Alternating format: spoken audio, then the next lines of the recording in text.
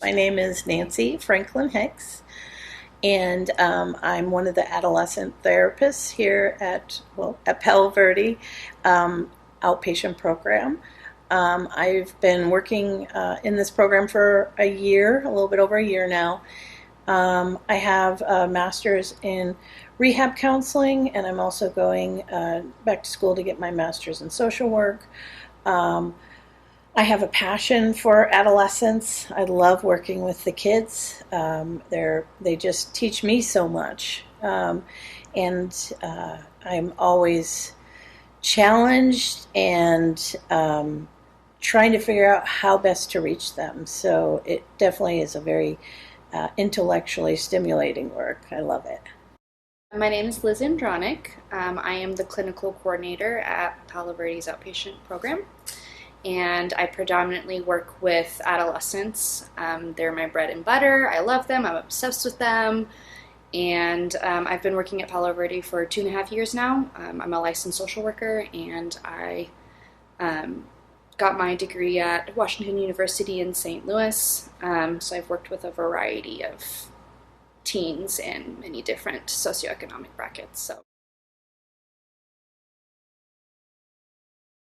Well, I guess to start, I kind of defining a little bit because COVID stress is a little bit different to clinical depression.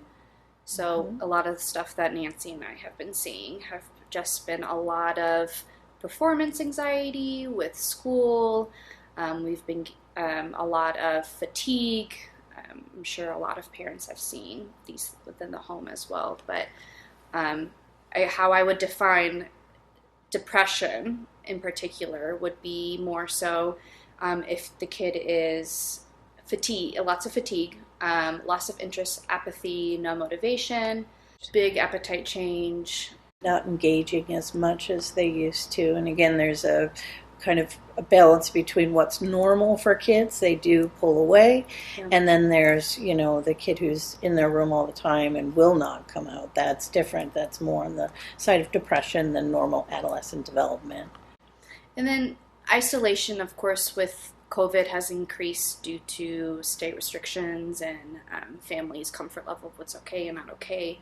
But within that, if the kid is not wanting to engage at all with anyone for a prolonged period of time, generally 2 weeks plus, it's probably more depression than it is daily stress. Right. And I'm also thinking too of how kids and adults too were starting to come back, and kids are starting to come back in person. And we've heard a lot from our kids about how anxious they are about that because of friend groups have changed for them during the pandemic. Life has gone on, maybe more virtually, but it still continues, and their development still continues. So it's been a year, and they might be coming back now. So they have a lot of anxiety. I think some of the tangible things that we've talked about, besides looking at whether this is truly depression or situational, is engaging in conversation with your kid, which sometimes it's hard to do. Sometimes it's hard to, you know, um, feel like your kid is opening up to you. So some of the things we wanted to talk about was that too. This age, high school and even late middle school, is a time in their life where they're figuring out who they are. Earlier in high school, maybe late middle school, they're really trying to find their identity. What groups do they belong to? What do they like? As far as like maybe music or interests. And then as they get older, they might start focusing more on smaller group relationships, maybe having a best friend or someone they're dating. And overall theme here is that the parents are no longer the primary person, and that can be really hard depending on your relationship with your kid and how much you've engaged with them and enjoyed that, to feel that pushing back even though it's developmentally appropriate. It's hard as parents to be in that stage with your kid. So one of the things we think about too with kids is not only are their parents one of the primary support people for sure, but to think about who else in your kid's life might be providing that support, whether it's a teacher or a coach or maybe a youth leader, to know that that support is happening and it's normal for them to go to other people than coming to you. Or maybe a therapist too. Maybe they're involved in therapy. And to try to see that as appropriate and deal with your own feelings about it too, if you have any. To go back to the motivation part, though, I'm glad you touched on the developmental aspect of it, because since the parents aren't necessarily the primary caregiver, maybe something, and if it's hard to get the kid to talk to you, because even with us, sometimes it's just hard to have those kids be direct and say, this is what I'm feeling, this is what I'm struggling with. What we have found successful is also modeling what we want them to do. So as parents, kind of asking yourselves, like, what are you doing to show them how you want them to behave, or how you want them to, the characteristics that you want them to see in the home, at school, etc. So kind of looking at, are you showing your kids that it's okay to hang out with friends, to decompress? Are you spending time with friends? How are you communicating with your spouse, with your family members? When you're fighting, do you just show the argument part of it, or are you also showing them where they make up, and where you apologize and kind of work through and problem solve together too? So I think motivation also comes to showing them that there's another way to go through this life, that there's another way to cope with daily stressors that are going on right now. So, because even if they're not coming to you, they're watching. And there's been a lot of surveys done that the biggest influence in a teen's life is still their parents. Even if they're not actively going to you, they're still looking to model, and they're still having internal dialogue of what would my parents say? What would my parents do? I think probably the most powerful thing in therapy is knowing, or what the client really likes about therapy is the validation. So validating your kids' emotions and not necessarily their behaviors is probably going to be the most helpful to motivate them. Because we don't want to validate them not getting up in the morning. We don't want to validate them not doing their homework, but placing the emphasis of, I can see that you're really anxious right now. I can see that you're tired and you're struggling. Tell me more. Why is that? And just allowing them the space to talk about it is a release, and will help them, give them a little bit more space and freedom to be able to finally get to the thing that they have to do after they've talked about it. I like to think about it like almost being an archaeologist and excavating something. So the top layer is that emotion you see, whether it's, laziness or unmotivated, or maybe they look depressed, you're not sure. But to be able to kind of ask questions that go deeper and deeper. Okay, what's behind you feeling unmotivated? And just listening. And it's hard to do, but not to put our own stuff on them. And then even further, you eventually get down to the behavior and can look at why the behavior is happening if you're able to connect that emotion to it. So it's kind of like excavating. And, there's no shame in asking for help, too. We're here to help kids kind of figure that out, whether they get into individual therapy or come to a place like ours. We're here to help with that, because it's hard work, and it's hard for a parent who probably already has 300 other obligations on their mind, and they're trying to help their kid not fail. And failure is hard. Failure, that's one thing too that we think about, is going back to the role modeling. What is it like when you don't succeed at something as a parent? Are you open with the kid about that? Because you're teaching them about failure. Failure is a part of life. And I'm not saying that these kids are down this path, but to model how you live life, and maybe, don't get what you are intending to do, and then you pick yourself up and try again. to have that grace. I think just open-ended is probably the best thing to do. So any open-ended question. So asking Nancy, tell me a little bit more about what you did today. Less so of what are you feeling, because that's more of a one-word answer you're going to get, and it allows no room for the kid to pick what they want to say. So making them a little bit more open. And you know your kid best too.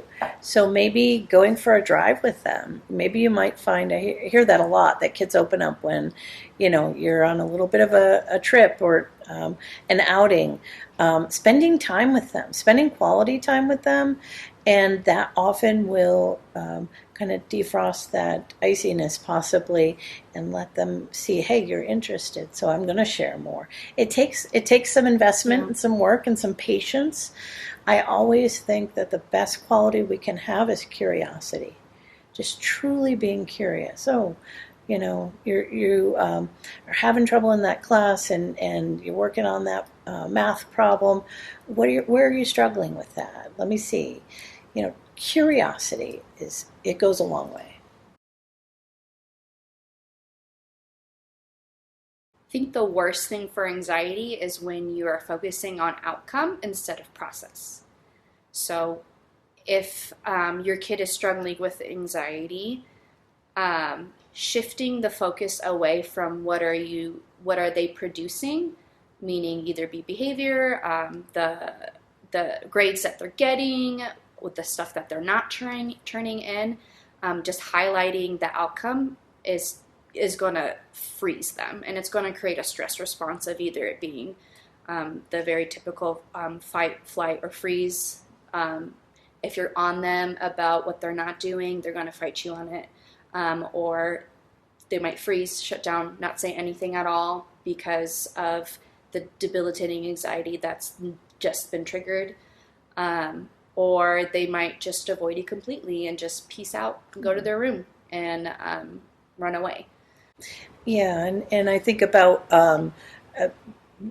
what state we're in when we approach our kid. So, to maybe take a step back and take a few deep breaths, because that's what helps with, we call it emotional regulation. When you're angry and you see that the kid didn't do what you asked them to do, that's understandable. And take a pause before you approach them, because they're going to pick up on that, and they're going to do like Liz said, they're going to shut down, fight you, or just avoid it completely. So to think about that, because again, you're role modeling your behavior, is you're teaching your kid how to deal with stress, and to do it from a more relaxed state of curiosity again is helpful for the kid to open up. Going back to the process part though, if you shift the focus to what are the skills that they currently are learning, the journey of completing your homework or the journey of applying to schools, whatever it may be. So like using the application for schools. So less emphasis on whether or not they get into the school, more emphasis on let me help you with completing the application of just the journey to get there, because I feel like we're wanting these kids to just produce, and they don't actually learn how to regulate themselves and deal with the stress, which is why we're just seeing so much anxiety, because they want to have that quality work done at their own expense. I mean, I feel like it comes back to the quality time, because it's a little bit different with group. The kids know they're coming in, they're going to talk about their feelings, whether they want to or not. That's the expectation, and everyone else is going to do it, so it doesn't feel like they're being berated or interviewed and interrogated of, what are you feeling? Right. Are you depressed? Why? Right. So that there's already a norm, a precedent set there. But if we can take that within the home, and we know that every Tuesday we have game night, or we watch our TV show together, or have dinner, then there's a precedent there that the kid already knows, okay, I'm going to have to like have a little check-in, a little quality time with my family.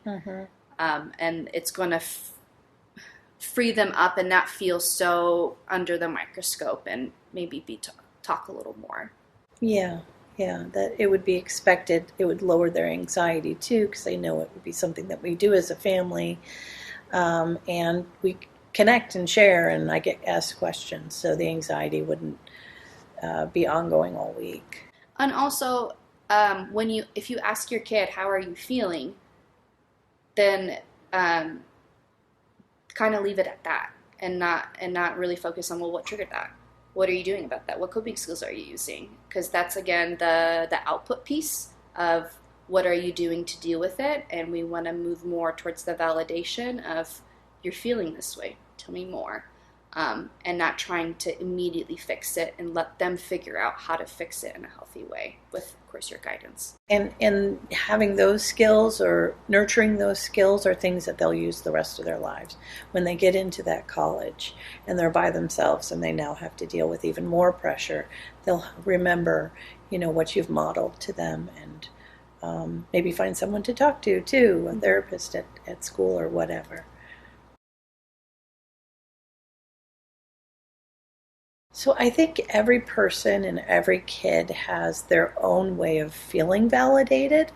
So there's, affirmations. I think about the love languages, and we do a little segment on that. But, there's words of affirmation, there's hugs, there's giving of gifts, there's physical touch, there's service, acts of service. There's all different ways that people feel appreciated and loved.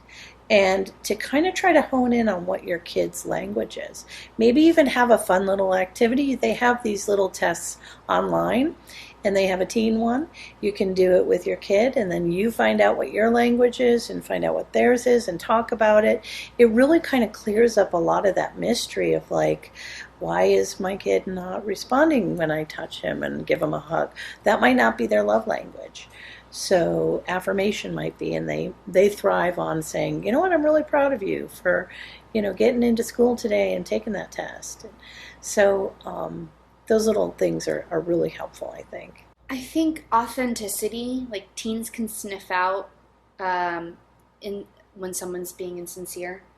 And so going back to curiosity, but also just being really authentic with your kid of like, well, talking about your own feelings. Like, I see that you're struggling here, and I want to help you, and I don't know how.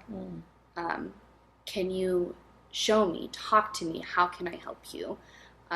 Just having that sincerity there. And that doesn't mean that you're putting your emotion on the kid, because sometimes kids can feel overwhelmed with hearing about their parents being stressed out by their behaviors.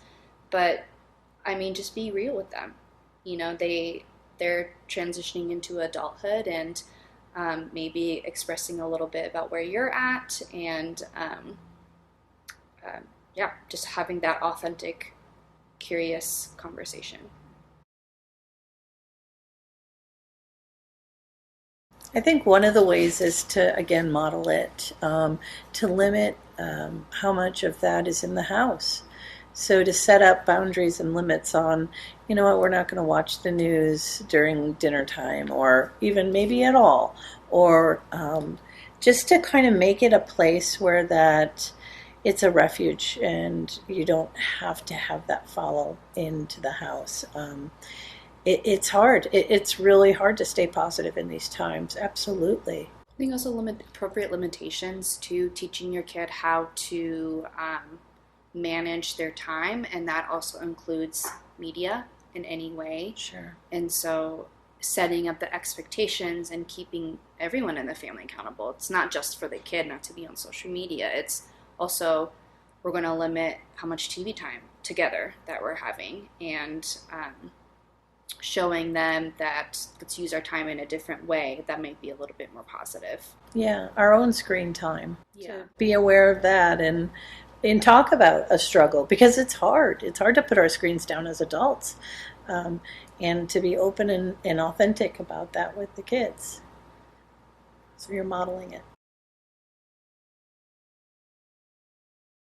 I mean, it's going to be family to family what you guys are comfortable with. So that's going to have to become a group consensus of what's okay and what's not okay, and explaining why instead of saying this is how it is. Give them a why. I think everyone's entitled to that as well.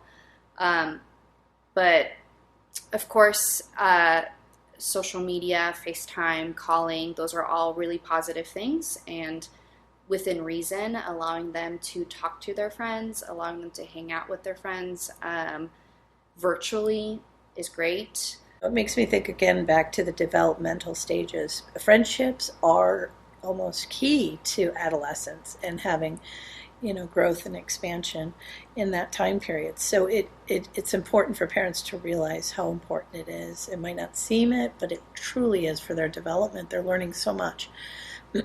So, of course, to be mindful of how much time they're spending, whether that's virtually or not. But I think this is kind of a little bit off track. But when we hear a lot about kids being punished by their devices being removed from them, and a lot of times that is their way of coping, is by reaching out to friends and getting support. So just to be mindful of that. But also as we open up, maybe in this beautiful weather we still have until it gets too hot, go into parks, thinking about, places where we can spread out, but we can still hang out. It's important for them to be able to see each other within your own family comfort level, as Liz says. Maybe find a family that's similar and of the same kind of mindset as you.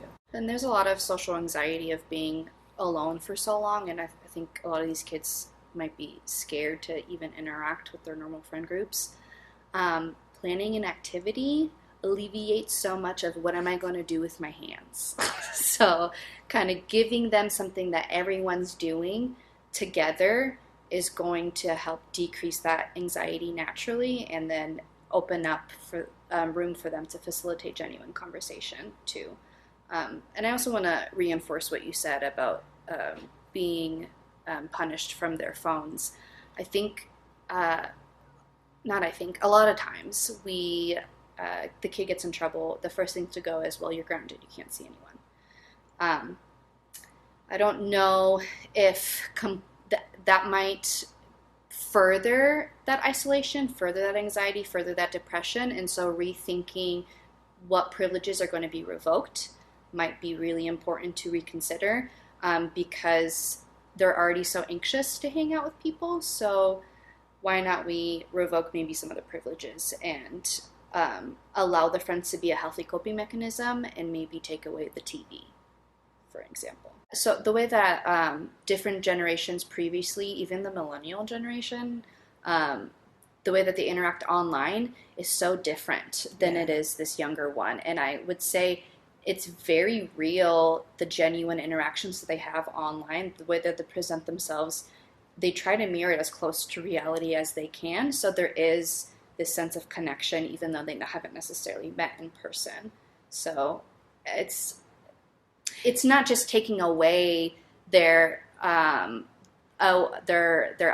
You're kind of taking away their entire social life when you pull away that phone or place restrictions. And one of the other things too, that because I know I can hear it now, how scary that is. That is really scary for, I don't even know what generation I am, Gen X maybe, but to think about all the horror stories we've heard of things that have happened to kids online. Absolutely appropriate to monitor your kids' phone and what they're doing online. Absolutely appropriate. And to allow them to also have that space and let them know that you're doing that. You are monitoring, because we do have to also be vigilant, because there are, unfortunately, people in the world that will take advantage of kids like that. So I think to kind of answer that, I think it's happening, Kids are pretty resilient, and I bet you that For those kids that are still online, it's going to be hard to come back, and they're going to go through that period of anxiety, and that's going to be normal. To just encourage and root them on that they can do it is some of the best stuff you can do, I think. I've heard a lot from kids of, I'm so nervous to go, because there's state testing recently. I'm so nervous to go in person and meet my teachers, because what are they going to think about what I look like, even? Or if I haven't been, completing assignments, and now I have to actually be accountable and go and see this person, and maybe they'll be disappointed in me. I mean, we all know the first, once you do it, it gets better, but a lot of these kids don't have that wealth of experience that we do to know that that first day is going to be awful, or that first week back to school is going to be awful, but I just need to get through that hump and it's going to get better. Mm-hmm. And so just allowing appropriate amount of exposure that your kid can handle and that you feel comfortable with to get them to just do it, and then make adjustments as needed, because it's going to be easier after they do take that initial step. Right, and maybe remind them of a difficult time that they might have gotten through in the past and say, whatever it is, you remember when you joined that swim team and you were the new person and how hard that was, and you ended up, really enjoying it. So kind of connecting it to maybe a past experience that they were able to master and say, this is going to be the same, you can do it. I mean, I think it goes back to what we were saying about validating the emotion and not the behavior. The worst thing that you can do with a kid who's depressed is punish them for being depressed. And so, but at the same time, we have responsibilities that we have to engage to. So maybe there might be some modifications that we have to do in terms of timeline of when things get done, how they get done, but making sure that we're, validating the feeling and also saying, okay, and how are we going to get these things done that we've previously agreed to that you need to get done? And what can I do to support you? What are some accommodations you might need? And some of the basic thing is I think breaking it down into small steps, small doable steps, that maybe they won't get there at the same time period as their classmates, maybe they need extensions, but if we put it into small steps that the child feels they can accomplish, then each step, it'll get easier and easier. I'm thinking of the coping skill we teach a lot in groups is called building mastery, which is a very helpful way to boost their confidence and realize that they're much more capable than they are. So doing the little steps and also identifying what are the little tasks that you're going to do today that you're going to feel better afterwards doing it. So maybe it might be putting on your makeup, washing your face. It might be doing your bed or practicing your clarinet for 10 minutes. Whatever it may be that is going to just naturally boost their confidence, and then adding a little each time. And I think self-care is so important in our culture, and we need to remember that for our kids too. What recharges them? What gives them some happiness and joy? So there's balance there too. I think that's healthy. I like to think the opposite of depression is not happiness. The opposite of depression is playfulness. And so if your kid is really struggling with these feelings and it's so hard to motivate them and they don't want to do anything, create opportunities for them to play. Because you're going to get a lot of reward and satisfaction that's going to carry them throughout the week and make them feel more competent to do what they need to do. And it will increase your connection to your child, and we all need to play. It's a really good modeling of a good coping skill. Picking an activity that they already do and jumping in with them and doing it with them. Whatever the interest is, follow the kid's lead. One thing to be aware of is it's, again, adolescent. It's developmentally appropriate for a kid to need more sleep. That is, the kid physiologically needs more sleep.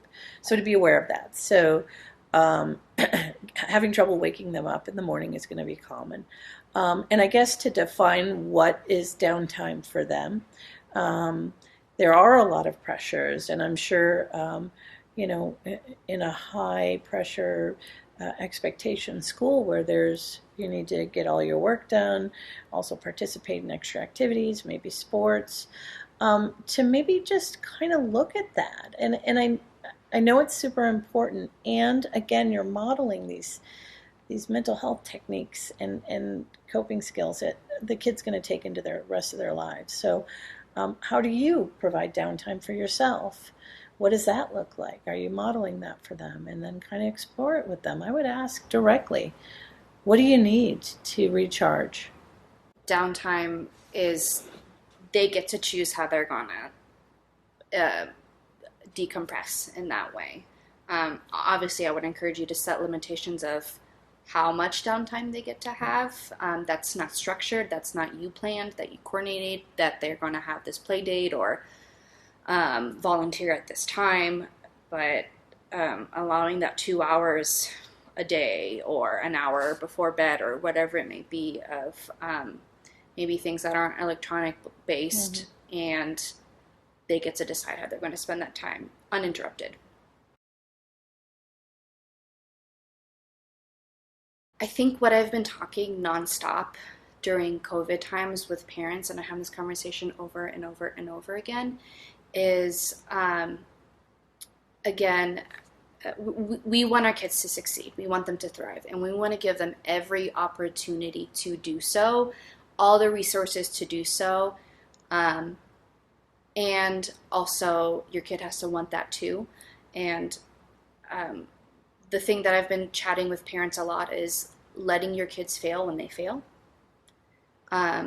It's okay if they don't get the straight A's that they got this school year, because maybe what they got instead is learning how to care for themselves instead, and taking the pressure off to perform and letting them reset and regroup, because these kids want to do well. They want to get into that school. They want to graduate high school. They want to get good grades.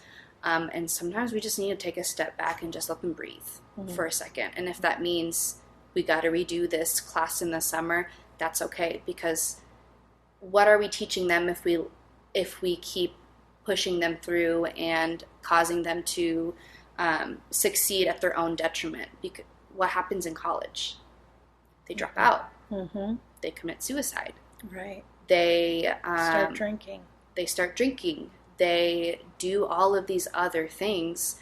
And college is not just a place to gain knowledge, but it's also a place to network. It's a place to further build those social skills. And if they don't have a foundation right now on how to do that without hurting themselves or hurting other people, it's just going to amplify in college. And I don't know if they are even going to be successful. And so I have that honest conversation with parents of you got to let them figure out these skills now, because it's better for them to maybe not be at the level that you want them to be, but they're going to excel in college and be better for it once they get there. Well, I have not so much a conversation, but a recommendation is there is a book called Brainstorm by Daniel Siegel. And the reason I bring it up is because I think that we all kind of think back to our own adolescence or teenagehood and have our own feelings about it and what it looks like, or what's appropriate, what's not appropriate, what's we don't want our kid to do. But if you are able to read this book, it talks about what is developmentally appropriate. And so much of what I think I hear from the parent is, again, something that the kid should be doing.